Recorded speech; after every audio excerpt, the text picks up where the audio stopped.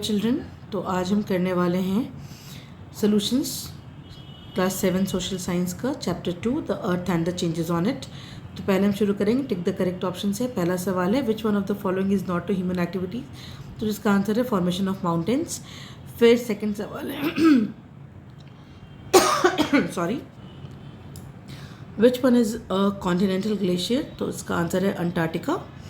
फिर थर्ड है which of the following features are formed by a river, तो वो है V shape valley, meander and delta.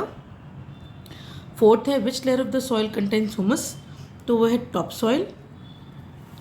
Fifth है which soil type is capable of retaining moisture and become sticky when wet, तो इसका answer है black soil. अब आते हैं फिल इन द ब्लैंक्स की तरफ। Organic matter when decomposed in the soil and converts into dark colored material is called humus. Second है alluvial soil is found in large part of our country. Third है I and V valleys are formed at the youthful stage of a river. उसके बाद है answer a cliff is a steep sided rock facing the sea. और Ganga and Brahmaputra ये दोनों नदियाँ मिलके हमारे देश के सबसे बड़े डेल्टा का निर्माण करती हैं। ये सवाल है। अब क्वेश्चन नंबर सी पे आएंगे। Give a single term for each of the following.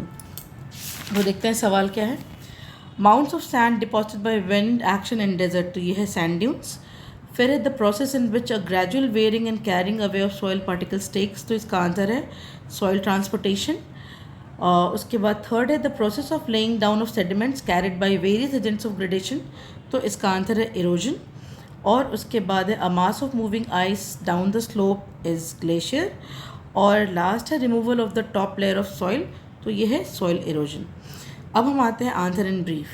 तो specify two differences between internal and external forces, तो the to differences between external and internal forces are कि जो इंटरनल फोर्सेस है वो volcanic, यहाँ पे थोड़ा स्पेलिंग एरर आप देख लेंगे, वोल्केनिक इरप्शन या अर्थक्वेक के कारण होता है। और एक्सटर्नल इसका वेरियस अदर फैक्टर्स है। Internal forces can bring about visible changes whereas external forces takes years to showcase any radical change. ठीक है। इसके बाद है the various agents of gradation are river or running water, glacier, wind and sea waves. इसके बाद है question number 3। Question number 3 है आपका distinguish between transported and residual soil.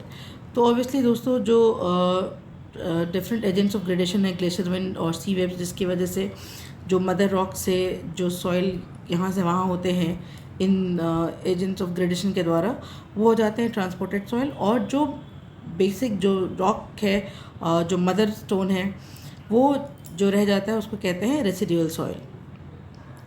तो मैंने आंसर लिख दिया, आप देख सकते हैं। फिर क्वेश्चन नंबर 4 है how is a delta form. तो जब रिवर अपने मैच्योर स्टेज पे पहुंचता है और अपने साथ जितने भी सेडिमेंट्स को लेके आया रहता है, और जब उसका बहाव थोड़ा स्लो पड़ जाता है तो जितने सेडिमेंट्स हैं उसके इकट्ठा हो जाते हैं और ये डिपॉजिट करके डेल्टा फॉर्म करता है। और क्वेश्चन नंबर 5 है तो ह्यूमस इतना ह्यूमिड एरिया में क्यों रैपिडली फॉर्म होता है। Because of heavy growth of plants and rich animal life. जो हमारा ट्रॉपिकल जोन है जहाँ पे हमेशा बारिश होती है और ह्यूमिडिटी हाई है, वहाँ पे प्लांट्स का ग्रोथ और एनिमल एक रिच वाइल्ड लाइफ है, जिसके कारण वहाँ डिके भी हमें प्लांट्स और एनिमल्स का देखने को मिलता है। तो ये जितना ज़्यादा होगा उतना ज़्यादा हमें ह्यूमस देखने को और सॉइल के अंदर मिलेगा। अब हम आते हैं लॉन्ग आंसर टाइप क्वेश्चन पे। तो पहला क्वेश्चन है explain weathering and mention the factor that affect the rate of weathering and soil erosion. तो weathering is the process of breaking rocks into smaller particles and it includes erosion and deposition, rocks disintegration because they are expose to all types of weather change, और rainfall, heat and moisture are the main factors of weathering and soil erosion apart from the wrong practice of human being. ये हो गया। दूसरा सवाल है explain the formation of soil with the help of a level diagram. तो ये soil का जो फॉर्मेशन है एक लॉन्ग प्रक्रिया है जिसके अंदर सॉइल फॉर्म होता है। एक होता है ऑर्गेनिक और इनऑर्गेनिक। ऑर्गेनिक प्रोसेस क्या है कि जो प्लांट और एनिमल डिके होता है उसके कारण जो डार्क कलर्ड मटेरियल ह्यूमस होता है उसका निर्माण होता है और ये सॉइल फॉर्म होता है। और इनऑर्गेनिक तरीका क्या है कि जो डिफरेंट एजेंट्स ऑफ ग्रेडेशन है या डिन्यूडेशन है, इसके थ्रू मदर रॉक से रॉक पार्टिकल यहाँ वहाँ तत्र बिखरते रहते हैं, जिसकी वजह से सॉइल का फॉर्मेशन होता है।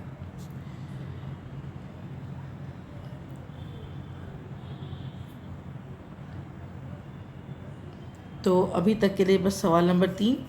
अब इसके बाद जो नेक्स्ट सवाल है वो ये है कि रिवर का जो जर्नी है उसको डिस्क्राइब करना है from the source of its mouth. तो जो रिवर है वो सबसे पहले अपने सोर्स से निकलती है और ये इसका स्पीड बहुत तेज़ होता है, बहुत हाई स्पीड में होती है, अपने साथ ही सारे पहाड़ के पत्थरों को तोड़ती हुई निकलती हुई आगे बढ़ती जाती है और वहीं से फिर मेंढर का और आई और वी शेप वैली का निर्माण करते हुए जब मैदानों में पहुंचती है तो अपने साथ बहुत सारे सेडिमेंट लेके उतरती है। बीच में जो रिवर का सोर्स है वहाँ से इसके ट्रिब्यूटरीज भी फॉर्म हो जाते हैं जो आगे चल के किसी बड़ी नदी को मिलते हैं या मेन नदी को भी जॉइन कर लेते हैं और इस तरह से पहाड़ों से निकली हुई नदी सीधा मैदानी इलाके में पहुँचती है और पहुँचते पहुँचते जब ये समुद्र तक पहुँचती है तो सारे इसके जो सेल्स होते हैं, सेडिमेंट्स होते हैं, वो डेल्टा फॉर्म कर देते हैं और डेल्टा फॉर्म करने के बाद ही ये जाके फिर समुद्र में मिल जाती है।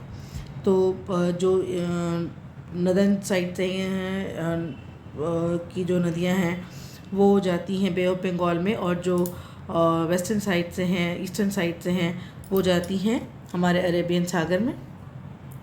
तो ये था क्वेश्चन नंबर 4 और उसके बाद आता है क्वेश्चन नंबर 5 कि why is conservation of soil is important. तो अब ये बहुत ही इम्पॉर्टेंट है कि सॉइल कंजर्वेशन क्यों इम्पॉर्टेंट है। अगर हम सॉइल को कंजर्व नहीं करेंगे तो फिर आप इमेजिन कर लो क्या हो सकता है। अभी आपने सुना होगा 2013 में जो केदारनाथ में बाढ़ आई थी उसका सबसे बड़ा कारण था सॉइल एरोजन, क्योंकि सॉइल का जो टॉप लेयर है वो हटता चला जा रहा है जिसकी वजह से इनकी पकड़ ट्रीज़ के ऊपर से कम होती जा रही है और ये मतलब एक जो नेचुरल बॉन्डिंग का काम करता है ये टूट जाता है, जिसके लिए सॉइल को कंजर्व करना बहुत ज़रूरी है। और इसका जो डिफरेंट वेज है सॉइल कंजर्वेशन का ये है कि हम प्लांटिंग ऑफ ट्रीज़ करें, इसके बाद development and management of pasture land, मतलब जो पॉस्चर लैंड है उसको डेवलप किया जाए, उसको मैनेज किया जाए और हमारा जो एग्रीकल्चर का है जैसे क्रॉप रोटेशन, शिफ्टिंग एग्रीकल्चर, इन सब को ध्यान में रख के सॉइल को कंजर्व किया जा सकता है। तो इस तरह से हमारा ये चैप्टर होता है फिनिश। आई होप आप लोगों को ये चैप्टर अच्छे से समझ में आया होगा। आपकी जो भी परेशानियाँ हैं मुझे कमेंट में लेके शेयर करें। Thank you very much, stay tuned.